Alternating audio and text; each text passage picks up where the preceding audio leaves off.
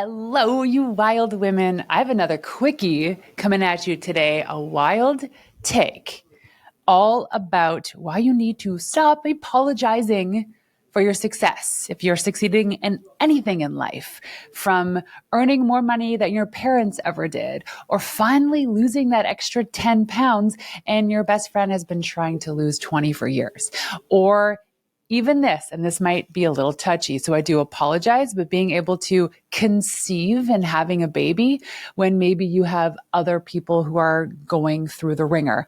And by the way, I have a really incredible episode with Tasha Blasi on fertility. It's episode, I don't even know. We'll put it in the show notes. But the point being is that oftentimes we find ourselves minimizing our success because we are so worried about insulting somebody else. I remember when I just found out I was pregnant with Noah. He's my second son. My boys are 11 months apart. And I had a friend who, very dear and near to me, absolutely love her. She was going through fertility issues, and I think she still is today. But again, none of my business, but I understood how much it was troubling her. And because I got pregnant so fast with Noah, I felt so guilty about it that I couldn't even share it with her. And because we lived in a small town, I couldn't even tell other people because the news would eventually get to her. So instead of me being elated and excited that I was pregnant with my second child so quickly, I minimized that celebration because I was so worried it would insult her. And I know this shows up in my life still, and I know this shows up in your life where we do something, we're proud of ourselves, maybe we won something or we had our best revenue month yet we stay quiet. Yet we don't celebrate on social, or we don't text our sister because she's struggling. And there's so many things I want to talk about, but to keep this really clear and quick and focused, I want you to understand some things about this. I find that the nicer people are the ones who tend to minimize their success. They'll say stuff like, I got lucky, or it's not that big of a deal, or I had a lot of help. It wasn't just me. I know it's probably annoying that I keep winning. All these things. Have you said this stuff before? I sure have. And you're probably saying it now. Like, maybe you finally got the parking spot that was closest to the building and you saw other people driving around and you're like, I just got lucky. And you did, but like, hello, getting the closest parking spot when the parking lot is full is a huge win in my books. Even the simple things like bringing all your groceries in to the house in one shot. Let me know if you're that type of person too. But there's this thing called the success apology syndrome. It's a pattern, especially with common high achieving women, where someone feels the need to downplay or justify or apologize for their success in order to be more relatable, more likable, or more non-threatening to others. Where does this all come from? Well, it comes from cultural conditioning. Many women are taught to be humble and nurturing and selfless, and not to assert any sort of ambition because it's often labeled as too much, right? I actually thought about this the other day. I had the incredible Marina Middleton on my episode. On my podcast. She is the CEO of Create and Cultivate, and she is a hustling go-getter. And listening to how she operates and listening to how she was able to go from a Yahoo employee to becoming one of the most successful event space for female entrepreneurs is pretty, I'd say, humbling, but she knows it. And our culture, the conditioning of our culture would say, well, the way that she commands that attention, or the way that she demands some things, or the way that she doesn't take no for an answer would be considered threatening. Some might even use the B word, B-I-T-C-H. I actually thought about that. And she does not give a gosh darn damn about that because she is not apologetic for her success. She works hard, blood, sweat, and tears, and deserves what she has earned. That being said, culturally, there's a lot of women who want to achieve that. They have the energy, they have the support, they have all the systems, but they won't do it because they don't want to be They fear that they'll be called names, or they fear that they'll be not given the opportunity because of how successful they are. If you look at the equivalent in a man who might operate at the same level as Marina, as an example, might be considered like, people look up to him. And yes, a ton of people look up to Marina, and she is definitely breaking the glass ceiling in this sense. But the example being that we culturally still have different immediate emotions about when a woman is winning.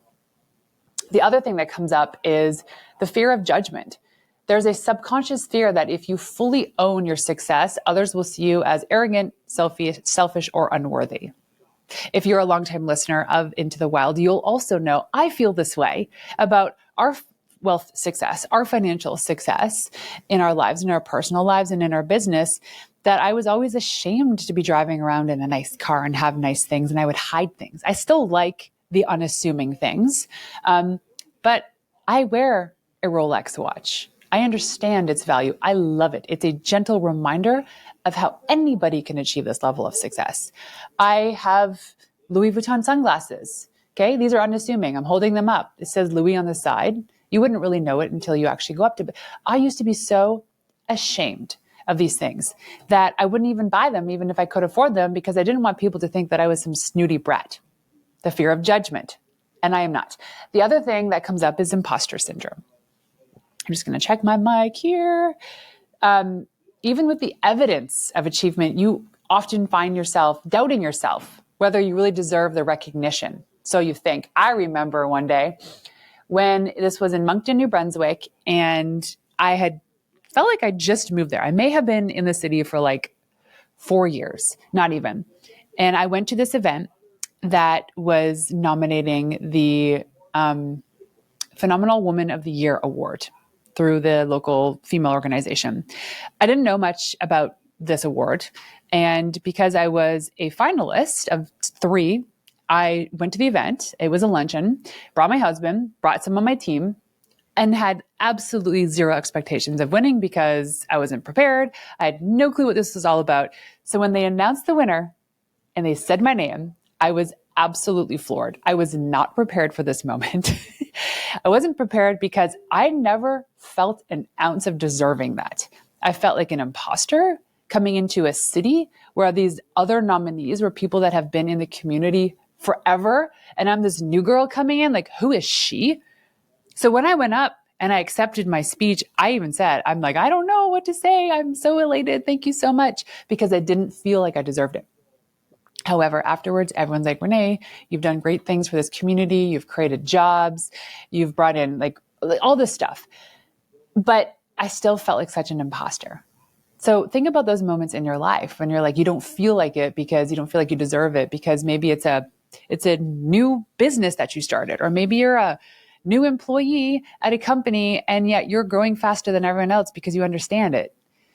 The other thing that comes up is pure discomfort. So talking about like the infertility thing with a friend, if your success outpaces your circle, you might sense this tension or jealousy and you try to tone it down to keep the peace.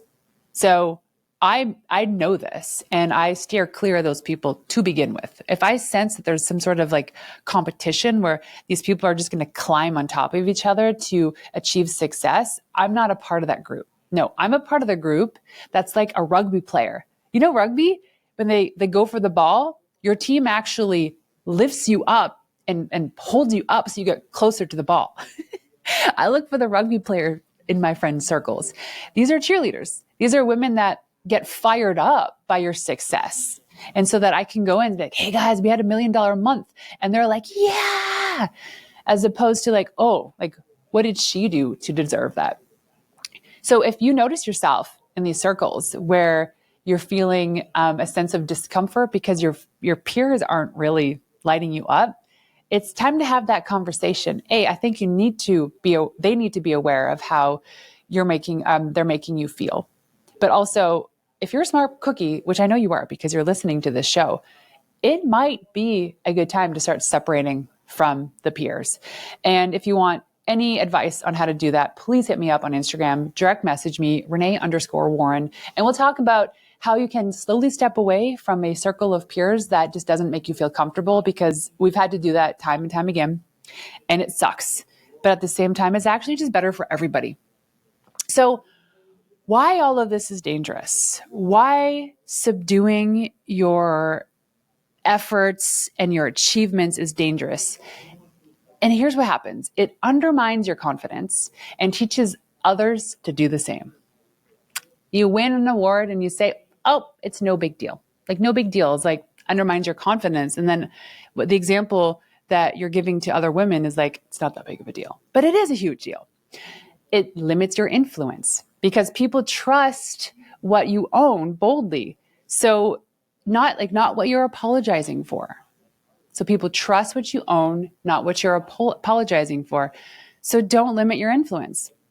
The other thing that it does is it feeds burnout.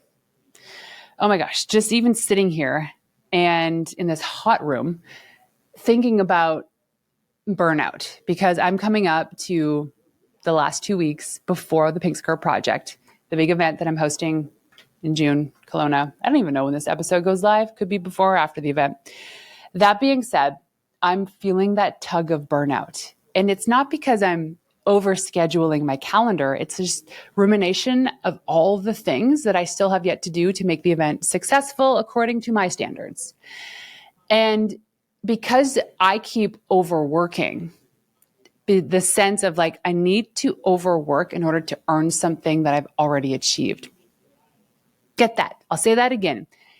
This lack of celebrating the things that you've achieved, it feeds burnout because you keep overworking to earn something that you already achieved. Why? Why do we do that? Stop that. I think it's time to celebrate our wins more. So the thing about this too is that it keeps you in a box of smallness when you were built to lead, inspire, and break ceilings. And so you stay a little bit comfortable because you achieve this thing. You don't want other people around you to feel uncomfortable, or you don't want to spark the jealousy in some of your besties because, God forbid, you have to face that conversation. You know what? Maybe it's time for you to shine brighter, shine louder, take the stage, take the spotlight, and not rub it in their face, but be the opportunity to show them that they can do it too. Which leads me into the antidote. The antidote for all this is radical ownership. When you achieve something great, you say thank you. You accept the compliments. You share your wins. One thing that comes up for me is when people say, oh, I love your bag, or I love your nails, or I love your outfits, or you have a great smile. Instead of just, brushing it off, I say thank you. I used to say, oh, like no big deal, or I just got this at Winners, or, minimizing what it is so that they feel comfortable. But when someone gives you a compliment, the only thing you have to do is say thank you. When you win an award, you say thank you. And you need to celebrate openly, but not to boast, but to normalize women winning out loud. Women winning out loud. That's a tongue twister. I have a group of friends that celebrate all their wins, and I love it. And I cheer them on and I share their stuff because they deserve it. So you need to celebrate openly. The last thing in this antidote is to surround yourself with expanders. These are people who aren't triggered by your power, but they're actually activated by it. They're like, oh, that inspired me to do this thing. Or you inspired me to write my book or launch my podcast or start CrossFit. Those are expanders. Not only are they going to level up because of something you've done to influence them, but they're going to be your biggest cheerleaders.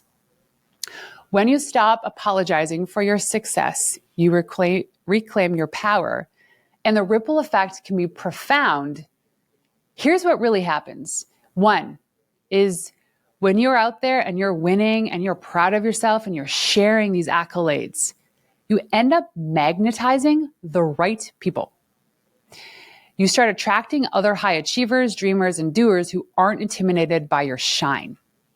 Listen to this. For the Pink Skirt Project, we got incredible sponsors, some in kind, some paid for, just by the sheer magnitude of my co-host at the event, Anita, and I feeling like we're magnetizing the right people. We set the vision, we put out the energy every single day, and we say, this is the type of woman we want in this room. I have been gifted incredible gifts. One is a gorgeous bag by Landa Bags out of Ireland as an example for what I'm trying to magnetize. And now the founder of this bag company is coming from Ireland to the Pink Skirt Project because I'm attracting these high achievers. I wouldn't attract these high achievers if I wasn't actually sharing my accolades. The other thing this does, which is really awesome, it ends up breaking generational cycles. Especially for women, success has often been softened, downplayed, or hidden.